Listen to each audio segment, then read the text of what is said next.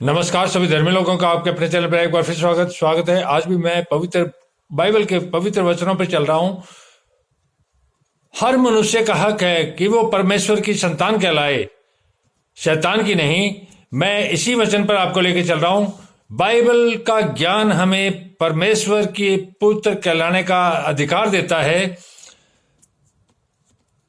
परमात्मा के पुत्र ईसा ने सारे संसार के लोगों को कहा, अतः हे बालकों, क्योंकि हम सब उसके बालक हैं, उसमें बने रहो, अर्थात परमात्मा में बने रहो, कि जब वह प्रकट हो तो हमें हियाव हो, अर्थात गर्व हो। जब परमात्मा प्रकट हो तो हमें गर्व हो। जब हम उसमें बने रहेंगे तभी हमें गर्व होगा, और हम उसके आने पर उसके सामने लज्जित न हो। जब वो आए तो उसके सामने आने पर हम शर्मिंदा न हो, लज्जित न हो। यदि तुम जानते हो कि वह धर्मी है, यदि तुम जानते हो कि वह धर्मी है, अर्थात परमात्मा के पुत्र यीशु के बारे में, कि वो जब आए तो हमें पता होना चाहिए कि वो धर्मी है, तो यह भी जानते हो कि जो कोई धर्म का काम करता है तो इस चीज को जानता है कि परमात्मा के पुत्र यीशु धर्मी है, तो वह इस बात को भी जानता है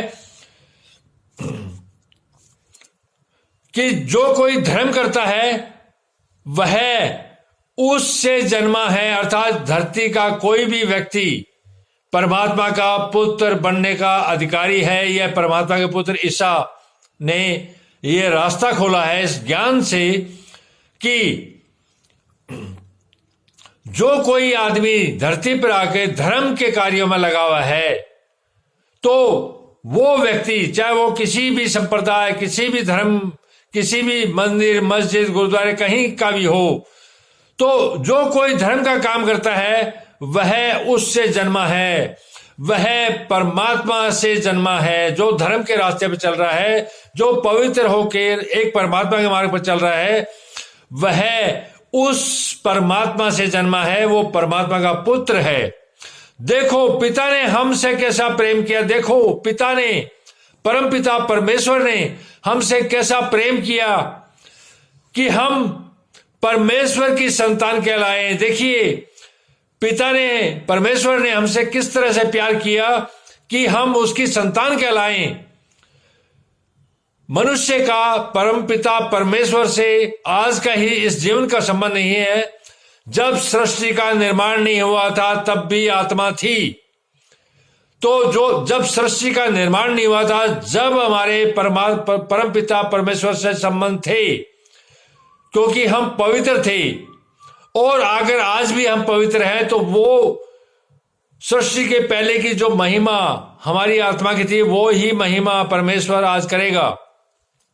देखो पिता ने हमसे प्रेम किया कि हम परमेश्वर की संतान कहलाएं, और हम हैं भी। अगर धर्म के रास्ते में पवित्र है तो हम पिता परमेश्वर की संतान हैं।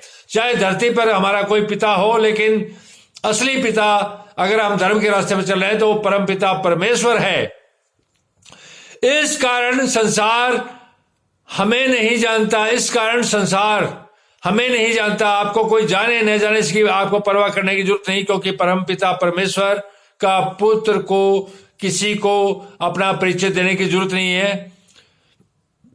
इस कारण संसार हमें नहीं जानता, क्योंकि उससे भी नहीं जाना। संसार का जो कोई आदमी धर्मी है, वो धर्म के रास्ते पे चल रहा है, तो उसको इस बात की परवाह नहीं करनी है कि उसको संसार जाने, उसकी जय जयकार करे। देखिए कितनी अच्छी बात बोली है। परमात्मा के पुत्र यीशु को किसी ने जाना था? नहीं जाना। श्री कृष्ण को भी नहीं जाना था। मोहम्मद साहब को भी किसी ने नहीं जाना था। गुरु गोविंद सिंह को किसी ने जाना था? जब वो चले गए तो सब जान रहे हैं परमेश्वर की संतान है, और अभी तक यह प्रकट नहीं हुआ कि हम क्या कुछ होंगे।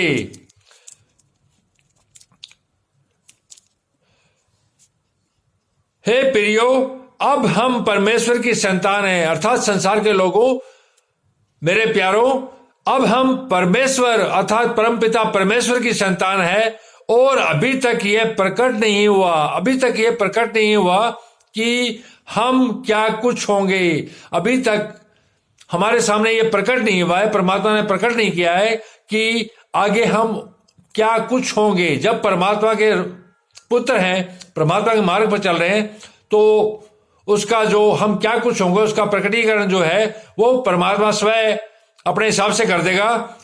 इतना जानते हैं कि जब वह प्रकट होगा तो हम उसके समान होंगे। इतना जानते हैं कि जब वह प्रकट होगा तो हम उसके समान होंगे अर्थात उसके बराबर होंगे, क्योंकि हम उसके पिता एकमात्र परमेश्वर के एकमात्र पुत्र कहलाएंगे, क्योंकि उसको वैसा ही देखेंगे जैसा वह है। तो तब हम परमात्मा को, अपने पिता को पहचान भी लेंगे जब हम उसको वैसा ही देखेंगे जैसा वह है। साक्षात परमात्मा जैसा दिखाई देता है वैसा ही हमें दिखाई देगा।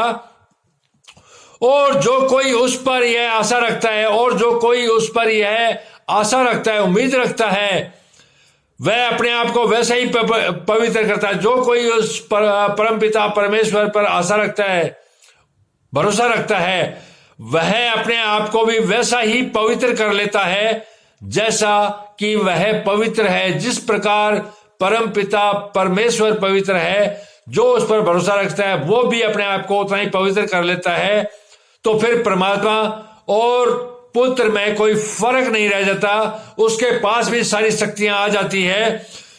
जो कोई पाप करता है वह व्यवस्था का विरोध करता है। जो कोई धरती पर आकर पाप करता है वह व्यवस्था अर्थात परमात्मा के कानून का विरोध करता है। और पाप तो व्यवस्था का विरोध है, और जो पाप है वो तो उसके कानून का विरोध है। जब परमात्मा के कानून का आप विरोध करोगे तो परमात्मा क्या करेगा आपको बताने की जरूरत नहीं है। तुम जानते हो कि वह इसलिए प्रकट हुआ है कि पापों को हर ले जाए। तुम जानते हो कि परम पिता परमेश्वर का पुत्र यीशु इसलिए प्रकट हुआ कि पापों को हर ले जाए, चुरा ले जाए, अपने कंधे उठा के ले जाए। तो परमात्मा के पुत्र यीशु का प्रकटीकरण धरती पर परमात्मा ने इसलिए किया कि धरती के पापों को अपने कंधे उठा के क्रूस पर लटक कर ले जाए। वो लेकर चले गए, लेकिन ये हमेशा के लिए नहीं है कि आप कुछ नहीं करो, आपको भी वही काम उस पवित्रता से करना है। परम पिता परमेश्वर के पुत्र ने आके धरती पर प्रत्यक्ष रूप से परमात्मा की गवाही दी और उनका प्रकटीकरण भी किया और आपको परमात्मा का पुत्र बनने का अधिकार भी दिया। तुम जानते हो कि वह इसलिए प्रकट हुआ, तुम जानते हो, हम जानते हैं कि वह इसलिए प्रकट हुआ कि पापों को हर ले जाए, पापों को चुरा ले जाए। तो एक बार तो हमारे सारे पाप माफ कर दिए उसने, हमारा नाश होने से रोक दिया, लेकिन उसके बाद भी हम पापाचार में लिप्त रहेंगे तो परमात्मा हमें कभी माफ नहीं करेगा। और उसके स्वभाव में पाप नहीं है, उसके स्वभाव में पाप नहीं है। परम पिता परमेश्वर के एकमात्र पुत्र यीशु के स्वभाव में क्या पाप है? श्री कृष्ण के क्या पाप थे? मोहम्मद साहब के मन में कोई पाप था? गुरु नानक के मन में पाप था? गौतम बुद्ध के मन में पाप था? जो कोई उसमें बना रहता है, जो कोई उसमें बना रहता है था, जो कोई उस परम पिता परमे महान आत्मा में बना रहता है वह पाप नहीं करता, वह पाप नहीं करता। उसका एक सूक्ष्म रूप हमारे भीतर है, आत्मिक रूप से, जो उस परम आत्मा से संबंध रखता है।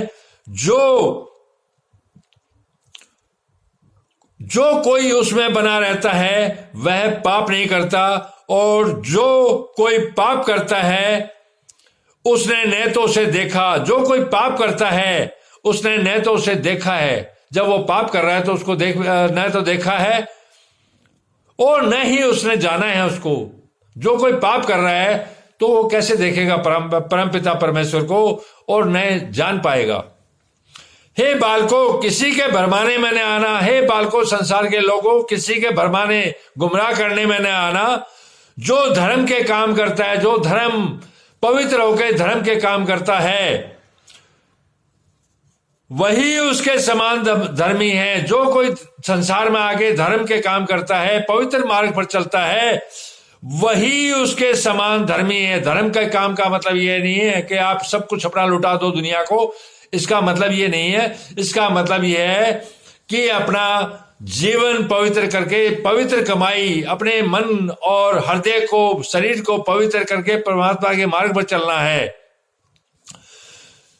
जो धर्म के काम करता है वही उसके समान धर्मी है।